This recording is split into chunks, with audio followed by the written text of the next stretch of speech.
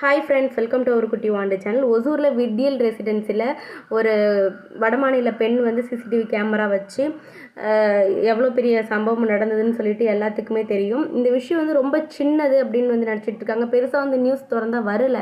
But ஏன் அப்படி பேசுகிறேன்னா, நான் ஒரு பொண்ணு இல்லைங்களா, ஒரு பொண்ணாக இருந்துட்டு ஒரு சிசிடிவி கேமரா வைக்கிறதுக்கு ஒரு பையன் சொன்னான்னு சொல்லிட்டு எப்படி தான் மனசு வருதுன்னு தெரியல. ஆனால் இந்த ஒரு விஷயத்தை யோசிச்சு பாருங்களேன். அந்த கம்பெனியில் எவ்வளோ பேர் பெண்கள் வந்து வேலை செய்கிறாங்க. அவங்களோட பேரண்ட்ஸை பற்றி கொஞ்சம் திங்க் பண்ணி பாருங்கள். அவங்களோட காதுக்கு இந்த நியூஸ் போகும்போது எந்த ஒரு மனநிலையில் இருந்திருப்பாங்க. அது வந்து சொல்லவே முடியாது. ஐயோ, நம்ம பொண்ணு அங்கே தானே வந்து வேலை செய்கிறாங்க, இந்த மாதிரி ஒரு மைண்ட் செட்டுக்கு வந்து போவாங்க. இனிமேல் வேறு கம்பெனியில் வேலை செய்கிற பெண்களோட பெற்றோர்களுக்கும் ஒரு அச்சத்தை கொடுக்கும், பெண்களுக்கும் ஒரு அச்சத்தை கொடுக்கும். அப்போ எங்கே தான் இனிமேல் நம்ம பாதுகாப்பாக இருக்க முடியும்னு சொல்லிட்டு. ஆனால் இந்த நியூஸில் பார்த்தீங்கன்னா என்ன சொல்கிறாங்கன்னா, அந்த பெண் வந்து நீலுகுமாரி குப்தா, இவங்க வந்து ஒடிசா மாநிலத்தை வந்து சேர்ந்தவங்கன்னு சொல்கிறாங்க. பட் ஆனால் என்ன சொல்கிறாங்கன்னா, இந்த சிசிடிவி கேமரா அவங்க வச்ச அரை மணி நேரத்திலே வந்து எடுத்துட்டோம் அப்படின்னு சொல்லிட்டு வந்து போலீஸை சொல்கிறாங்க. இது வந்து நம்ப முடிஞ்சதா முடியாதான்னு தெரியல.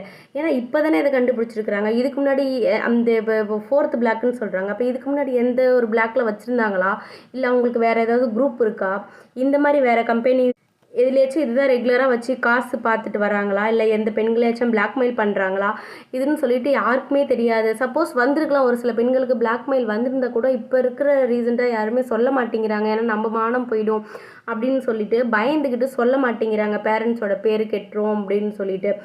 எதாக இருந்தாலுமே பார்த்துக்கலாம். உங்களுக்கு அப்படி ஒரு பிளாக்மெயில் இந்த மாதிரி ரெக்கார்ட் பண்ணி வந்ததுன்னு சொல்லிட்டுனா தைரியமாக நீங்கள் வந்து ஃபேஸ் பண்ண பாருங்கள்.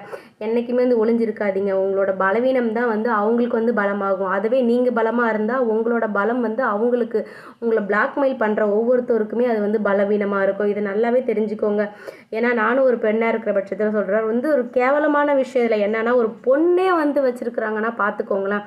என்ன ஒரு மனசு சொல்லுங்கள். இந்த மாதிரியும் ஜென்மங்கள் வந்து இருக்கிறாங்களா அப்படின்னு சொல்லிட்டு தெரியல. இப்போ பார்த்தீங்கன்னா ஈரோடு, திருச்சி, எங்கள் லாஸ்ட்டு இந்த தமிழ்நாடு ஃபுல்லாகவே சென்னை வரைக்கும் சொல்லப்போனால் தமிழ் கடைகள் இருக்கிறத தாண்டி நிறைய வந்து நார்த் இந்தியன்ஸ் தான் வந்து கடை வந்து வச்சுருக்குறாங்க. இப்போ அது வந்து எல்லாத்துக்கும் தெரிஞ்ச ஒன்றா இருக்கும்னு நான் நினைக்கிறேன். ஏன்னா இப்போ வந்து நம்ம அவங்கக்கிட்ட வந்து கை கட்டி நின்று பேரம் பேசி வாங்குற நிலமை வந்து நம்மளுக்கு வந்திருக்கு. ட்ரெஸ் ஆஃப்லேருந்து ஜுவல்லரியிலேருந்து ஒரு ஹார்ட்வேர் கடையாக இருக்கட்டும், எல்லாமே வந்து அவங்க தான் வச்சுருக்குறாங்க. ஒரு ஃபேன்சி ஸ்டோர் முதல்ல அவங்க கடையில் தான் நம்ம போய் வாங்குறதா இருக்குது இல்லைங்களா. ஸோ நீங்கள் பெண்களாக இருந்துட்டு ரொம்ப வந்து இதாக இருக்காதீங்க, நல்லா போல்டாக இருங்க.